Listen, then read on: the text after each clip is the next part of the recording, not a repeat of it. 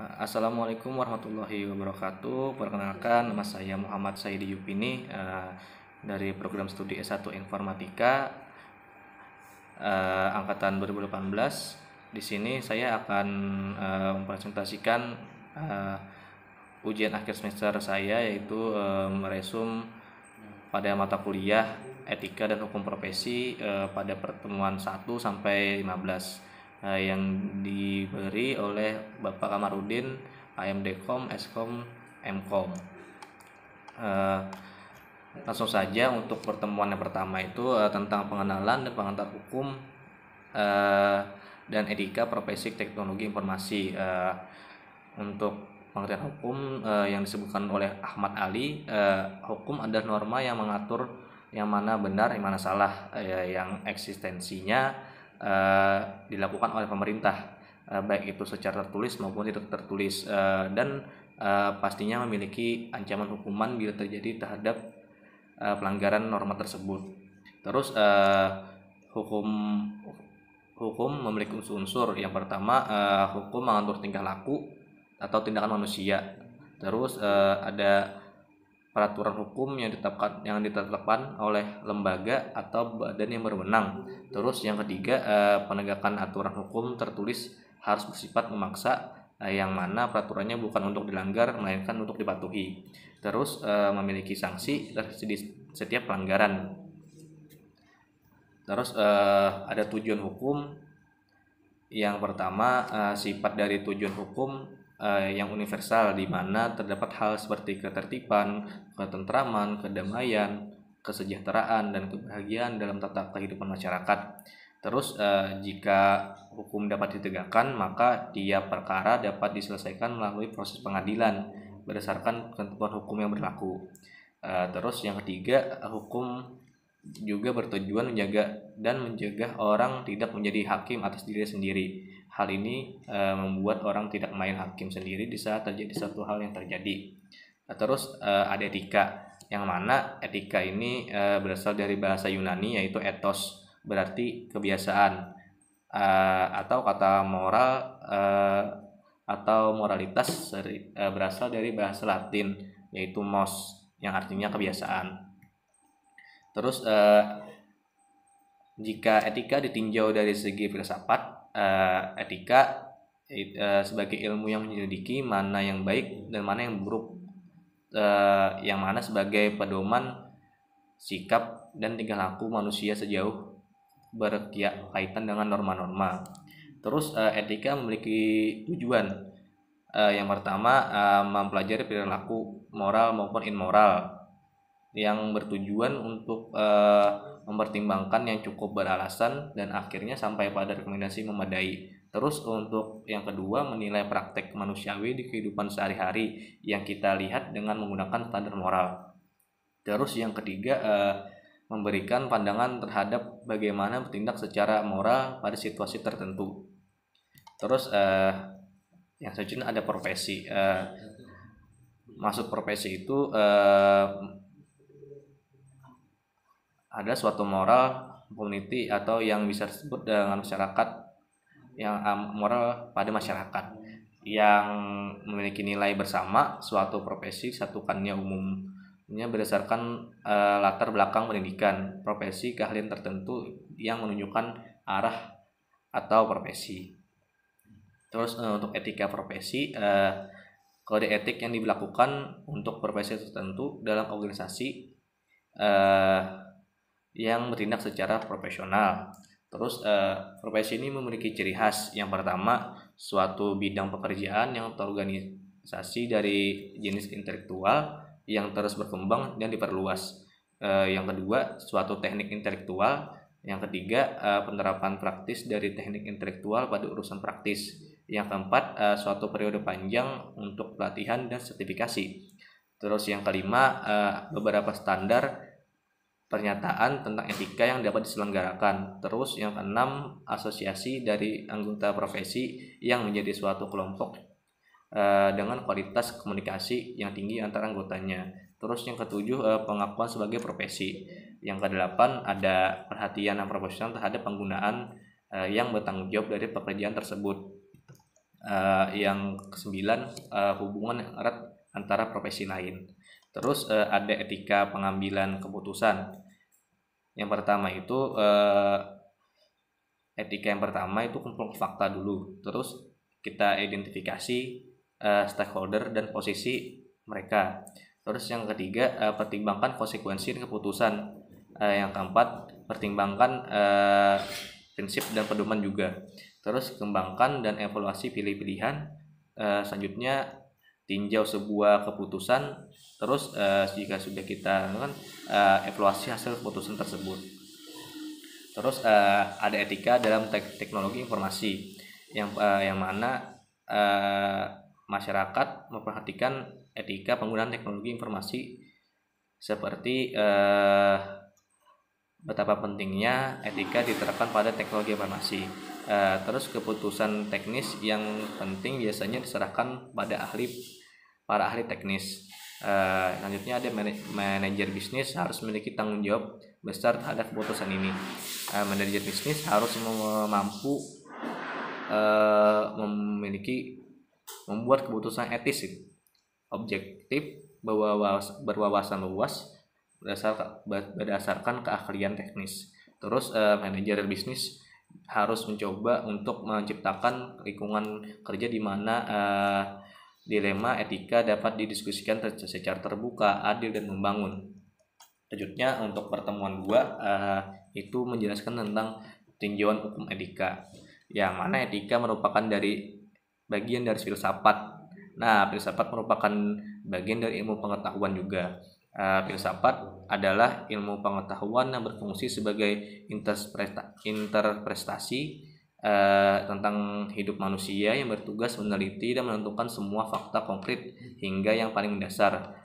Adapun ciri khas filsafat yaitu upaya dalam menjelaskan pernyataan selalu menimbulkan pertanyaan baru. Nah, unsur-unsur penting yang ada di filsafat sebagai ilmu menurut Abdul Qadir, yang pertama kegiatan intelektual, yang mana merupakan kegiatan yang memerlukan intelektualisasi atau pemikiran. Terus mencari makna yang hakiki, yang mana ini memerlukan interpretasi sesuatu dalam kerangka pencarian makna yang hakiki. Terus ada segala fakta dan gejala. Objek dari kegiatan filsafat adalah fakta dan gejala yang terjadi secara nyata. Terus dengan cara refleksi, metodis, dan sistematis yang memerlukan suatu metode dalam kegiatan serta membutuhkan prosedur yang sistematis. Selanjutnya ada untuk kebahagiaan manusia. Tujuan akhir filsafat sebagai sebuah ilmu untuk kebahagiaan umat manusia.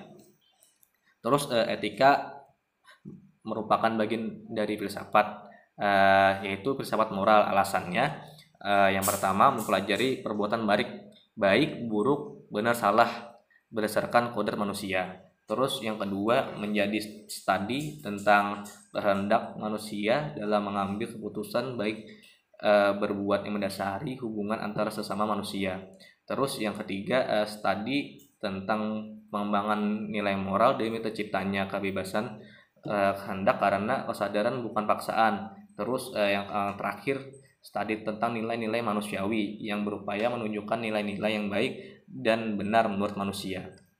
Terus etika juga merupakan ilmu pengetahuan, sedangkan moral adalah objek ilmu pengetahuan tersebut. Di sini etika menelaah tujuan hidup manusia, baik jasmani, rohani, melalui kebenaran yang bersifat filosofis. Hubungan antara etika, moral, dan hukum, yaitu moral berbahasa dari bahasa Latin seperti tadi, yaitu mos, yang berarti adat kebiasaan. Secara etimologis, kata moral sama dengan etika, yaitu nilai-nilai dan norma yang menjadi pegangan suatu kelompok yang mengatur tingkah lakunya atas kehidupan. Terus ada 6 tahapan perkembangan moral yang dekat hubungannya dengan etika menurut Lawrence Kohlberg, yaitu yang pertama orientasi pada hukuman, terus yang kedua orientasi pada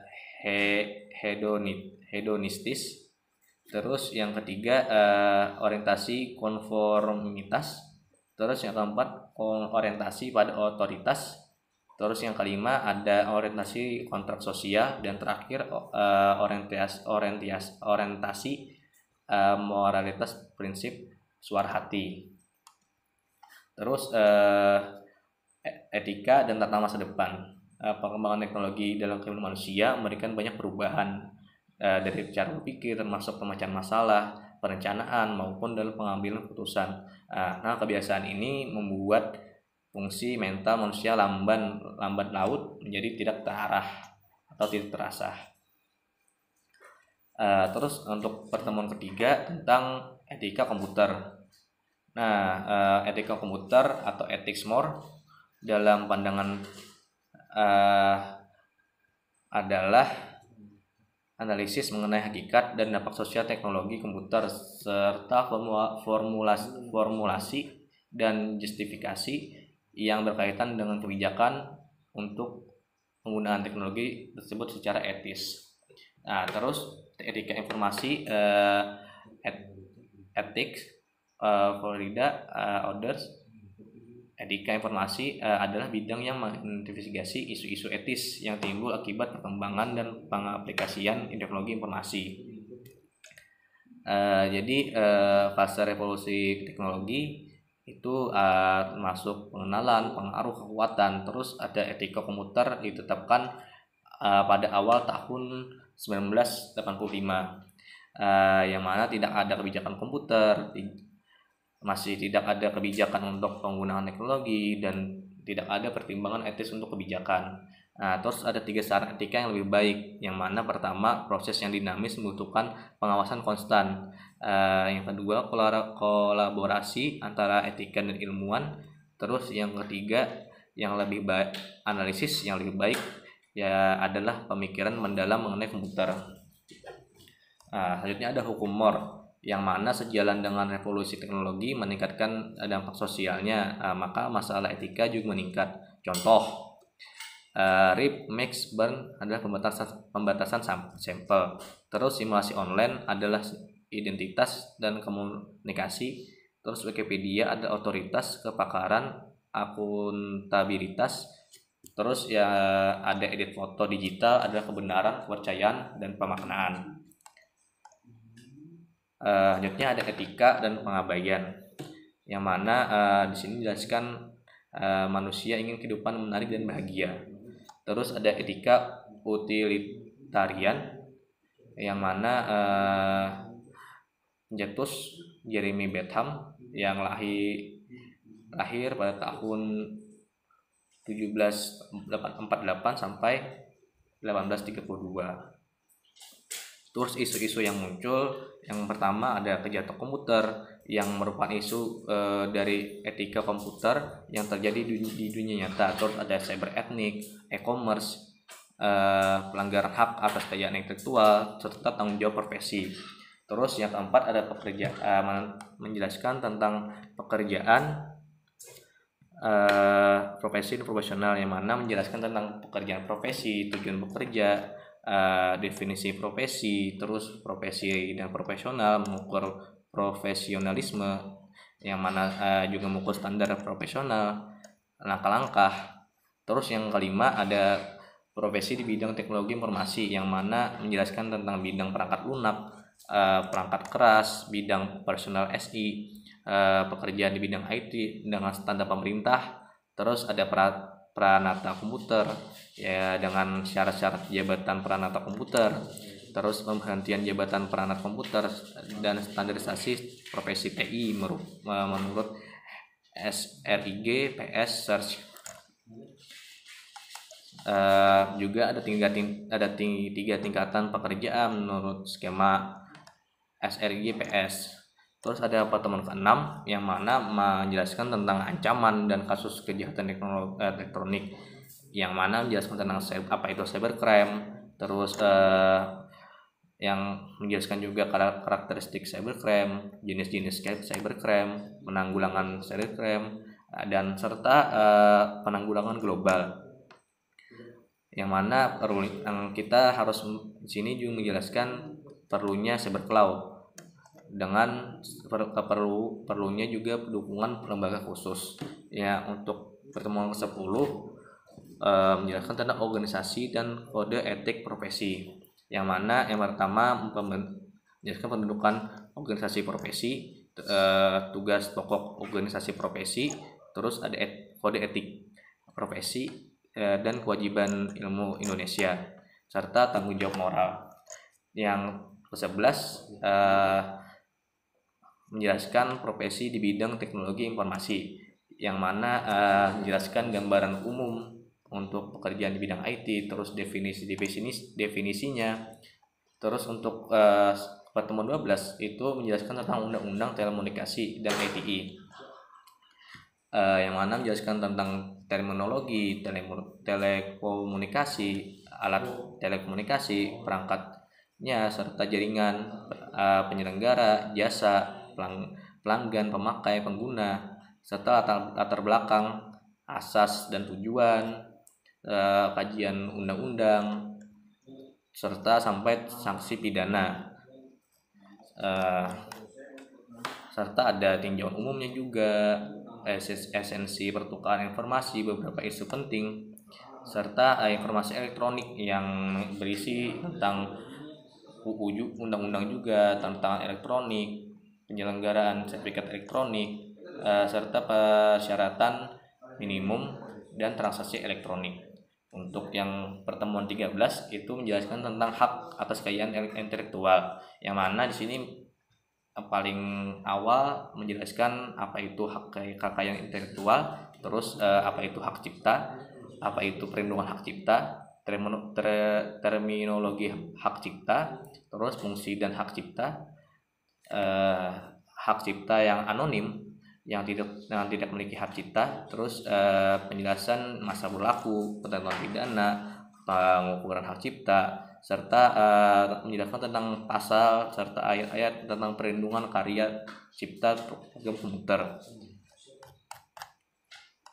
Terus untuk pertemuan 14 itu menjelaskan tentang pendirian bisnis di bidang teknologi informasi, yang bagaimana di sini menjelaskan tentang bagaimana cara mendirikan usaha, cara memulai, serta memberikan contoh jenis usahanya, dan bidang usaha, jenis badan usaha, apa itu PT, apa itu perusahaan, CP, yayasan, atau perjanjian kerja dalam waktu tertentu.